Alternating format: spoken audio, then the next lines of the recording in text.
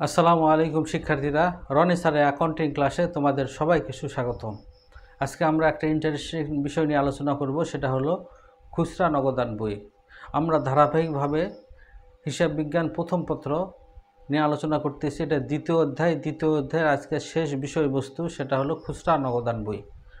খুচরা নগদান বই আসলে জিনিসটা কি? ব্যবসার প্রতিষ্ঠানের খুচরা যেগুলো লেনদেন হয় তার জন্য যে হিসাব বইটা রাখা হয় সেটাই হলো খুচরা নগদান বই। যেরকম কলম লাগবে, কালি লাগবে, খাতা লাগবে, কেউ আসছে চা দিতে হবে, এগুলো যেগুলো খুচরা যেগুলো লেনদেন হয়, এগুলো যেগুলো খরচ থাকে, যে খাতায় যে হিসাবের বইতে রাখা হয় সেটাই হলো খুচরা নগদান বই। তো আজকে আমরা খুচরা নগদান বই করব, ঠিক আছে। অগ্রদত্ত পদ্ধতি মানে কি? অগ্রদত্ত পদ্ধতি মানে হলো এই খুচরা নগদান বইয়ে প্রথমেই অগ্রদত্ত মানে আগে দেওয়া হয়েছে, আগে কিছু টাকা দেওয়া হয়। প্রধান ক্যাশিয়ার তার সহকারী ক্যাশিয়ারকে কি করে? প্রথমে কিছু টাকা অগ্রিম দেওয়া দেয়, অগ্রিম প্রদত্ত করে, সেই জন্য হলো অগ্রদত্ত পদ্ধতি। খুচরা নগদান বই আমরা অগ্রদত্ত পদ্ধতি করব। তোমাদের এই একটা পদ্ধতি অঙ্কে আসে, ঠিক আছে। ওই একটা পদ্ধতি করলেই তোমাদের অঙ্কে কমন পাবা। আর এই হলো খুচরা নগদান বই, খুব ইম্পর্ট্যান্ট, প্রায় প্রত্যেকটা বছরই বোর্ড পরীক্ষায় আসে, কলেজের পরীক্ষায় আসে, ঠিক আছে। তো আমরা অগ্রদত্ত পদ্ধতি মানে কি?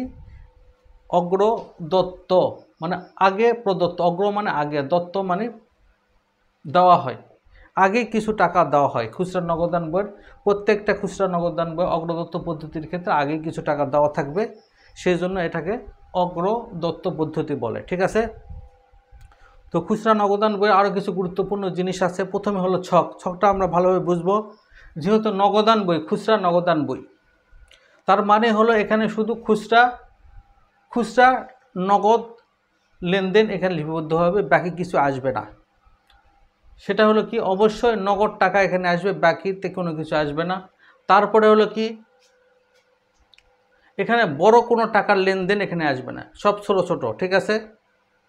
তাহলে আমরা হলো এই ছকটা দেখি। প্রথমে হলো কি? Debit credit. নগদান বইয়ের ক্ষেত্রে কি অবশ্যই ডেবিট ক্রেডিট দুটার দিক অবশ্যই থাকবে। তারপরে কি? নগদ প্রাপ্তি, যে টাকাটা তুমি প্রথমে পাইলা সেটা হলো এখানে লিখবা। তারপর তারিখ, বিবরণ, খতিয়ান পৃষ্ঠা, মোট প্রদান, যেখানে মোট প্রদান, এখানে মোট প্রদানগুলো এখানে লিখবা। আর এগুলো হলো খুচরা খরচের বিশ্লেষণ। খুচরা যেগুলো খরচ হবে, কোন খাতে খরচ, মনিহারি খরচ, মেরামত খরচ, ডাক ও তার খরচ, যাতায়াত খরচ, অন্যান্য খরচ, এই খরচগুলোর খুচরা খরচ বিশ্লেষণ করে এই খাতগুলো লিখতে হবে, ঠিক আছে। এখন দেখো, মনিহারি ঘরের মধ্যে আমরা কি কি লিখব? মনিহারি ঘরের মধ্যে আমরা লিখব হলো মনিহারি সম্পর্কিত যাবতীয়। মনিহারি কি জিনিস? মনিহারি মানে হলো কাগজ, কলম, পেন্সিল, বল পেন, কালি, carbon paper, photocopy, file, compose, সুতা, টেপ, সুচ, এগুলো যেটাই থাকবে সেটাই হলো এই মনিহারি ঘরের মধ্যে লিখব। মনিহারি ইংরেজিতে বলে স্টেশনারি, ঠিক আছে। এই যে কাগজ, কলম, পেন্সিল, যা কাগজ কিনা হলো, পেন্সিল কিনা হলো, কলম কিনা হলো, সেটা হলো মনিহারি ঘরের মধ্যে লিখব, ঠিক আছে। মেরামত কি জিনিস? মেরামত মানে রিপেয়ার, কোনো কিছু ঠিক করা, যে কোনো প্রকার মেরামত হলে এই মেরামতের ছকের মধ্যে বসবে, ঠিক আছে। ডাক ও তার মানে কি? ডাক মানে পোস্ট। ডাক ও তারের মধ্যে কি কি আসবে দেখো। ডাক ও তারের মধ্যে আসবে কি? ডাক টিকিট, খাম, মোবাইল চার্জ, ফ্যাক্স খরচ, টেলিফোন খরচ, টেলিগ্রাম খরচ, ইন্টারনেট খরচ, ইন্টারনেট বিল, নেট খরচ, ডাক ও মাসুল খরচ ইত্যাদি সব মধ্যে আর মধ্যে আসবে, ডাক ও তারের মধ্যে আসবে। এরপর আরও কি যে আছে? যাতায়াত আছে। যাতায়াত মানে কি? রিক্সা ভাড়া, বাস ভাড়া, ট্যাক্সি ভাড়া, ট্রেন ভাড়া, গাড়ি ভাড়া সব হলো এই যাতায়াতের মধ্যে আসবে, ঠিক আছে। এরপরে বহন খরচ। যাতায়াতের ক্ষেত্রে কি মনে রাখবা? যাতায়াতের ক্ষেত্রে হলো মানুষের যাতায়াত, ঠিক আছে। আর বহন খরচ মানে হলো বস্তুর যাতায়াত, মালের যাতায়াত, ঠিক আছে। যেমন কুলি ভাড়া, পরিবহন মানে পণ্য সামগ্রী নিয়ে যাওয়ার জন্য যেটা খরচ সেটা হলো বহন খরচ। যেরকম কুলি ভাড়া, ভ্যান ভাড়া, কুরিয়ার সার্ভিস, পরিবহন খরচ, এগুলো সব কার মধ্যে আসবে? যাতায়াত খরচের মধ্যে আসবে। এরপরে কি? আপ্যায়ন খরচ। আপ্যায়ন খরচ মানে একজন মানুষকে আপ্যায়ন করা, এন্টারটেইন করা, সেটা হলো কি? চা, বিস্কিট, কেক, কোক ইত্যাদি খরচ হলো আপ্যায়ন খরচ। এরপরে কি? বিবিধ খরচ। বিবিধ খরচ মানে এগুলো ছাড়াও আরও কিছু সামান্য খরচ আছে, সেগুলো হলো বিবিধ খরচ। সেটা হলো কি, পিয়নকে বকশিস, ভিক্ষার টাকা দেওয়া, ধোপা খরচ, পরিচ্ছন্ন খরচ, এগুলো হলো কি বিবিধ খরচ। ঠিক আছে। এরপরে গুরুত্বপূর্ণ একটা জিনিস হলো যে খুচরা নগদান বইয়ে কিছু জিনিস আছে যেগুলো অঙ্কে দেওয়া থাকলেও আসবে না। সেটা হলো কি, প্রথম হলো কি, যদি লেখা থাকে পণ্য বিক্রয়, তারপরে লেখা থাকে আসবাবপত্র বিক্রয়, যন্ত্রপাতি বিক্রয়, দালান কোঠা বিক্রয়, ভূমি বিক্রয়, এগুলো কখনোই হলো খুচরা নগদান বই আসবে না। এরপরে কি লেখা থাকে, যদি লেখা থাকে পণ্য ক্রয়, ধারেতে পণ্য ক্রয়, বাকিতে পণ্য ক্রয়, তারপর বিলের মাধ্যমে পণ্য ক্রয়, কোনো প্রকার পণ্য ক্রয় এখানে আসবে না। পণ্য বিতরণ, বিনামূল্যে পণ্য বিতরণ, বিজ্ঞাপন বাবদ পণ্য বিতরণ, এগুলো করা হয়েছে, এগুলো কোনোটাই খুচরা নগদান বই আসবে না। আর একটা গুরুত্বপূর্ণ, যেটা খুচরা নগদান বই আসবে না, বড় খরচ। যেরকম কি করা হলো, আসবাবপত্র কেনা হলো, তারপরে কি কিনা হলো, যে হলো মেশিনপত্র কিনা হলো, বড় যেগুলো খরচ সেগুলো হলে আসবে। এগুলো ছোটো ছোটো খরচ আসবে। কি খরচ আসবে, যেরকম কি খরচ, কলম কিনা হলো, পেন্সিল কিনা হলো, চায়ের বিল দেওয়া হলো, ডাকও তার খরচ করা হলো, আপ্যায়ন বিল দেওয়া হলো, বুঝে আসছে, এগুলো ছোটো ছোটো খরচ আসবে। সেই জন্য এটাকে বলা হয় কি, খুচরা নগদান বই। ঠিক আছে। তাহলে এখন আমরা হলো এই অঙ্কটা করব, খুব সহজভাবে একটা বোর্ড কোশ্চেন আমরা একেবারে সমাধান করব, যাতে তোমরা এই সহজভাবে এই অঙ্কটা বুঝতে পারো। এখন আমরা খুচরা নগদান বইয়ের সিলেট বোর্ড 2022 সালের বোর্ড পরীক্ষার অঙ্কটা করব। ঠিক আছে। অঙ্কটা আগে আমরা দেখে নিই। সিলেট বোর্ড 2022, মনির ট্রেডিং কোম্পানি 2021 সালের নভেম্বর মাসের লেনদেনের তথ্যগুলো হলো 2021 নভেম্বর 1, প্রধান ক্যাশিয়ার নিকট থেকে প্রাপ্তি হলো নগদ 300 টাকা। তাহলে এই অগ্রদত্ত টাকা কত, নগদ প্রাপ্তি 300 টাকা। আসবাবপত্র মেরামত 15 টাকা। 2 তারিখে টেলিফোন বিল প্রদান হলো 20 টাকা। 3 তারিখে নভেম্বর মাসে পেন্সিল ক্রয় হলো 6 টাকা। 4 তারিখে হলো কার্বন ক্রয় হলো 20 টাকা। আবার 4 তারিখে টাইপরাইটার মেরামত ব্যয় হলো 13 টাকা। 5 তারিখ হলো বিদ্যুৎ বাল্ব ক্রয় হলো 18 টাকা। 6 নম্বর হলো ডাক ও তার খরচ 9 টাকা। 7 তারিখ হলো রিক্সা ভাড়া খরচ হলো 21 টাকা। এরপর বলতেছে কি, একটি অগ্রদত্ত নিয়মে খুচরা নগদান বই তৈরি করো। এখানে স্পষ্ট লেখা আছে কি, অগ্রদত্ত নিয়মে খুচরা নগদান বই তৈরি করো। এখন যদি তোমার এখানে লেখা থাকতো খুচরা নগদান বই তৈরি করো, তাহলে তুমিও এটাও অগ্রদত্ত নিয়মে করতে পারবা। ঠিক আছে। এখন আমরা এই অঙ্কটা করব। তো প্রথমে দেখো যে এখানে 1 তারিখে কি লেখা আছে, নভেম্বর মাসে একটা প্রধান ক্যাশিয়ার নিকট থেকে প্রাপ্তি নগদ 300 টাকা। দেখো এখানে দুটা জিনিস, নগদ প্রাপ্তি হলো 300 টাকা, তাহলে অবশ্যই এখানে লেখা আছে নগদ প্রাপ্তি, তাহলে এখানে হবে অবশ্যই, তারিখটা আমরা আগে দেই, 2021 সাল,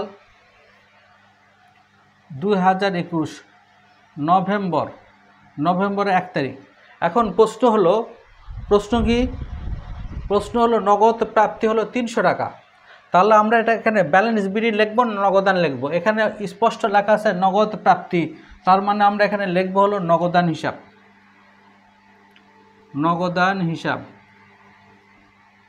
কেন নগদান হিসাব, এখানে লেখা আছে নগদ প্রাপ্তি নগদ 300 টাকা, সেই জন্য নগদান হিসাব। যদি লেখা থাকতো উদ্বৃত্ত, তাহলে আমরা ব্যালেন্স বিডি লিখতাম। ঠিক আছে।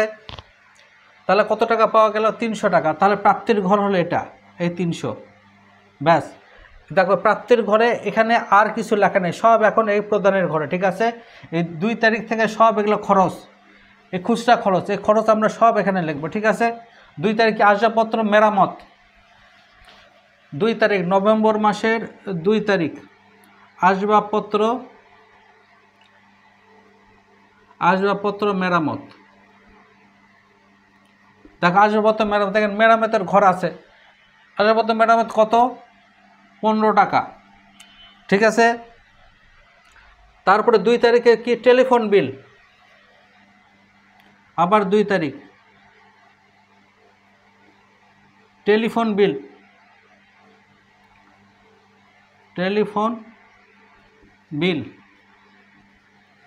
তাহলে টেলিফোন বিল কার মধ্যে পড়বে, ডাক ও তারের মধ্যে পড়বে। ঠিক আছে। আমরা আগেই জানিছি ডাক ও তারের মধ্যে টেলিফোন বিল কত, 20 টাকা। এরপর 3 নম্বর কি পেন্সিল ক্রয়, পেন্সিল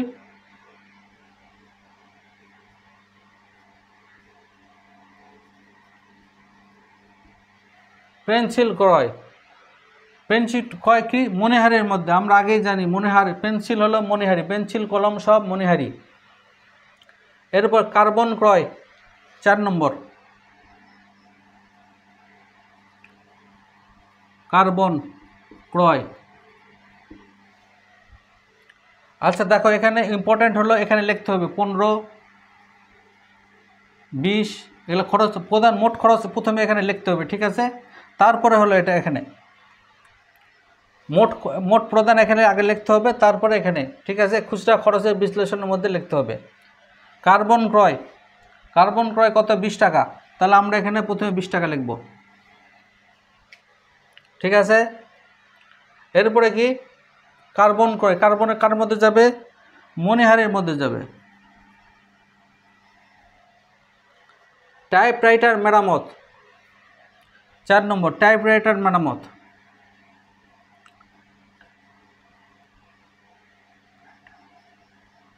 টাইপরাইটার মেরামত, টাইপরাইটার মেরামত, তাহলে কি হলো কত টাকা, 13 টাকা। কার মধ্যে যাবে, মেরামতের মধ্যে। এরপর 5 নম্বর কি,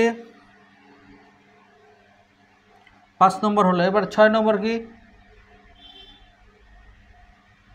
আচ্ছা সরি এটা হলো 4 নম্বর। এরপর 5 নম্বর, 5 নম্বর কি বলতেছে, বিদ্যুৎ বিল বাল্ব ক্রয়, বৈদ্যুতিক বাল্ব ক্রয়।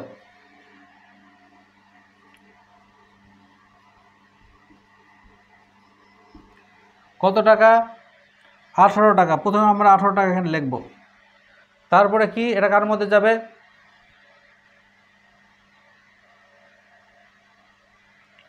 বৈদ্যুতিক বাল্ব ক্রয়। দেখো এটা মণিহারের মধ্যে যাবে না, মেরামতের মধ্যে যাবে না, ডাক ও তার যাতায়াত কারোটার মধ্যে হচ্ছে না, তাহলে এটা আমরা কি করব, একবারে অন্যান্যের মধ্যে দেব, 18। এরপরে কি 6 নম্বর, 6 নম্বর কি বলে, ডাক ও তার,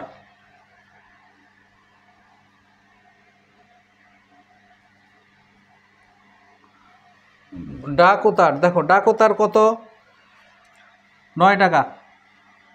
এটা কার মধ্যে যাবে, এই ডাক ও তার আছে এর মধ্যে 9 টাকা, ঠিক আছে। এরপরে 7 নম্বর, 7 নম্বর কি, রিক্সা ভাড়া,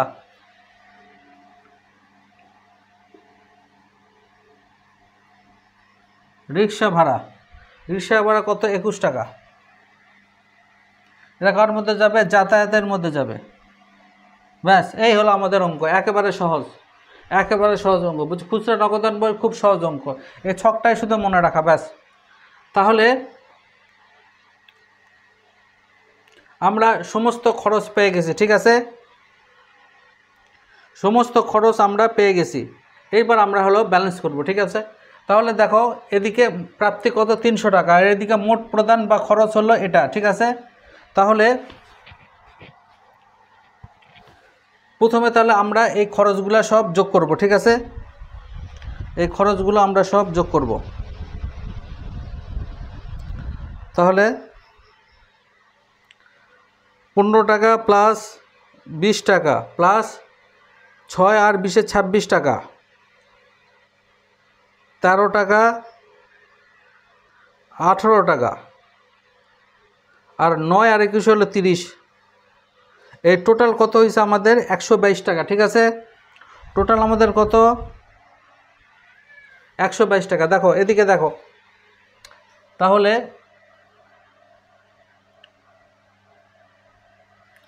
টোটাল কত, 300। দেখো এটা মনে রাখো 300। এদিকেও আমরা কত লিখব, 300 লিখব, ঠিক আছে। এরপরে কি, কেন আমরা ডেবিট ক্রেডিট সবসময় সমান হবে, ঠিক আছে। আর আমরা কি করব, ব্যালেন্স শিটই করব। ব্যালেন্স শিটে আমরা জানি মাসের শেষ তারিখে, নভেম্বরের শেষ তারিখ কত, 30 তারিখ, ব্যালেন্স সিডি, সিডি মানে কি, ক্রেডিট ডাউন, ঠিক আছে। আমরা পাইছি হলো কত 122, 122 তাহলে 300 থেকে 122 বাদ দিলে কত হয় 178, 178 ঠিক আছে। তাহলে ব্যালেন্স বিডি পাইলাম, আমরা ব্যালেন্স সিডি পাইলাম 178 ঠিক আছে।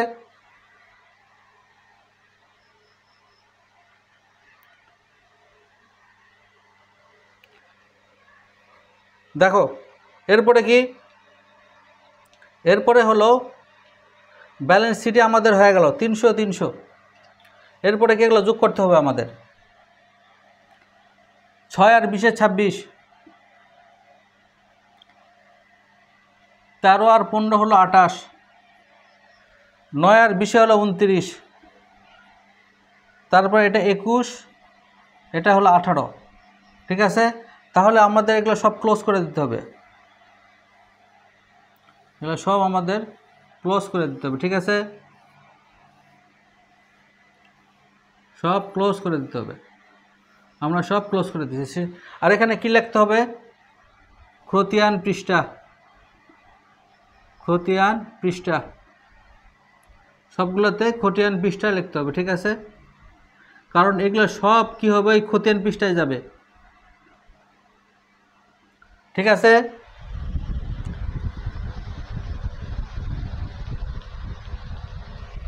তাহলে দেখো এগুলো সব যোগ করে আমরা কত পাইছি 122 পাইছি ঠিক আছে। তাহলে 122 পাইলাম। এরপরে কি ব্যালেন্স সিটি কত হলো, 300 থেকে 122 বাদ দিলে কত হয় 178, টোটাল যোগ কত হলো 300 হলো ঠিক আছে। তাহলে আমরা ব্যালেন্স সিডি পাইছি। এবার হলো আমরা ব্যালেন্স বিডি, ব্যালেন্স বিডি কোন ডেটে হয়, ব্যালেন্স সিডির পরের ডেটেই হয় হলো ব্যালেন্স বিডি ঠিক আছে। নভেম্বর, এটা এবার হবে ডিসেম্বর, ডিসেম্বর, ডিসেম্বরের 1 তারিখ ব্যালেন্স, ব্যালেন্স বিডি,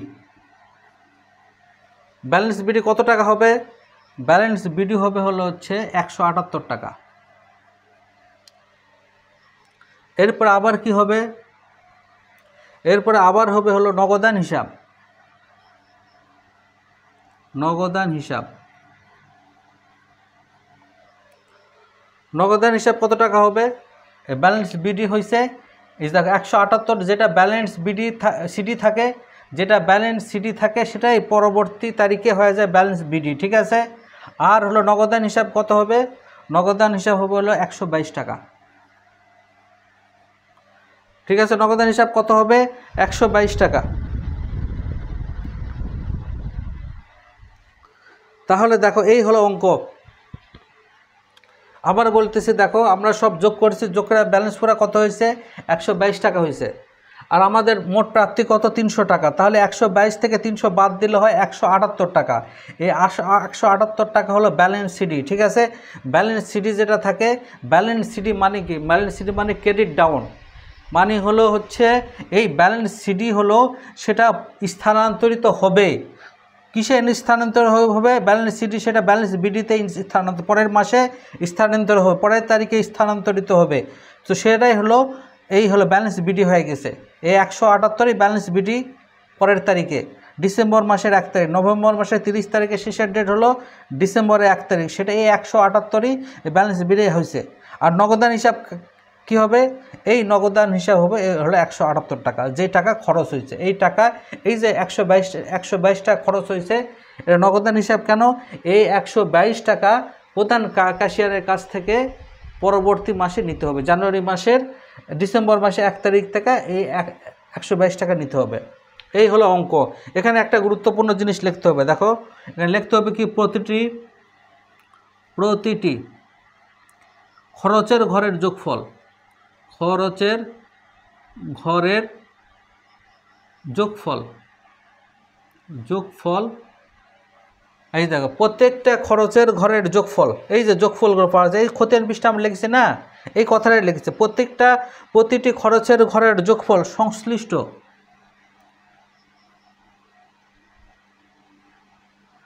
সংশ্লিষ্ট খতিয়ানে স্থানান্তরিত হবে,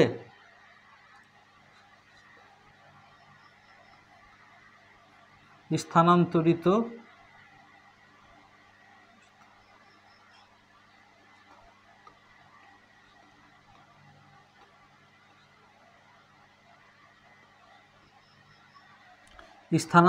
হবে, ঠিক আছে। প্রতিটি খুচরা ঘরের যোগফল সংশ্লিষ্ট খতিয়ানে স্থানান্তরিত হবে। তার মানে কি, এই যে মণিহারি ঘরের আমরা 26 টাকায় খতিয়ান পৃষ্ঠা রেখেছি না, এই টাকায় খতিয়ান পৃষ্ঠায় মণিহারির যে খতিয়ান পৃষ্ঠা আছে সেখানে স্থানান্তরিত হবে, মেরামতের যে খতিয়ান পৃষ্ঠা আছে সেখানে স্থানান্তরিত হবে, এবং 29 টাকা ডাক ও তারের যে খতিয়ান পৃষ্ঠা আছে সেখানে স্থানান্তরিত হবে। সেই জন্য সবার শেষে লিখবা যে প্রত্যেকটা ঘরের যোগফল সংশ্লিষ্ট খতিয়ান পৃষ্ঠায় স্থানান্তরিত হবে। তো ঠিক আছে, এই হলো খুচরা নগদান বই, একেবারে সহজ। এরপরেও যদি তোমাদের বুঝতে অসুবিধা হয় তাহলে আমাদের সাথে যোগাযোগ করবা। রনি স্যারের অ্যাকাউন্টে ইউটিউবে আছে, ফেসবুকে আছে, তোমরা যোগাযোগ করতে পারো, ঠিক আছে। আল্লাহ তোমাদের সবাইকে ভালো রাখুক। আজকে এই পর্যন্তই, আল্লাহ হাফেজ।